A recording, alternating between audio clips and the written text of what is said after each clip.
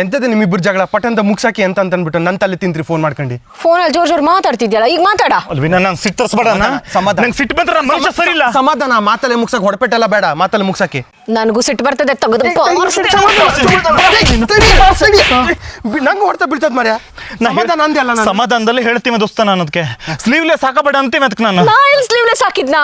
ಈಗಲ್ವಾ sleeveless ಹಾಕೊಂಡು photo ಹಾಕ್ತಿರೋದು ನಂಗೆ hide ಮಾಡ್ಕೊಂಡೆ. ಅದ್ ನೀ ಎಂತ ಹಂಗೆ ಮಾಡ್ದೆ? ನನ್ನ ಇಷ್ಟ. ನಂಗೆ ಬೀಳ್ತದೆ ಎಂತ ಹಂಗೆ ಮಾಡ್ದೆ ನೀನು? ಇಡೀ ರಾತ್ರಿ ಫೋನಲ್ಲೆಲ್ಲ ಮಾತಾಡ್ತಾ. ದಿವ್ಯಾ ಯಾರು ಕೇಳೋನಿಗೆ? ಯಾರದ ದಿವ್ಯಾ? ಯಾರ ದಿವ್ಯಾ? ಫೋನ್ ಕೊಡ. ಫೋನ್ ಕೊಡೋದಿಲ್ಲ. ಕೊಡ ಫೋನ್ ಕೊಡ. ನೀನೇ ದೋಸ್ತ ದಿವ್ಯ ನಂಬರ್ ಕೊಟ್ಟವ. ನಾನು ಓ ಆ ದಿವ್ಯಾ? ನಾ ಅದು ರೆಸ್ಯೂಮ್ ಕಳ್ಸಿದ್ನೆ ನಂಬರ್.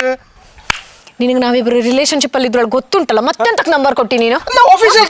ಹೇಳಿದ್ದೆ ದೋಸ್ತ, ನಾನು ನೀ ನಂಬರ್ ಕೊಟ್ಟದ ಗೊತ್ತಾದ್ರೆ ಸಿಟ್ಟು ಮಾಡ್ಕೊಂತೀನಿ ಅಂತ ಹೇಳಿ. ನೋಡಿ ಈಗ ಏನಾಯ್ತು ಅಂತ ಹೇಳಿ. ಒಬ್ರಿಗೆ ಒಳ್ಳೇದ್ ಮಾಡೋಕ್ಕಾಗಿಲ್ಲ ಅಂದ್ರೂ ಅಡಿಲ್ಲ, ತಂದಿಡೋ ಕೆಲಸ ಮಾಡ್ಬಾರ್ದು. ನೀ ಯಾರ ಮರಿ ನಮ್ಮ ರಿಲೇಶನ್ಶಿಪ್ ನಮ್ಮನೆ ಹಾಳು ಮಾಡಿಡುಕೆ? ನೀನ್ ಸಮಾಧಾನ ಮಾಡಕ್ ಬಂದು ನನ್ನ ಮೇಲೆ ಹಾಕ್ಬಿಟ್ರಲ್ಲ. ಯಾವ್ದು ಸಮಾಧಾನ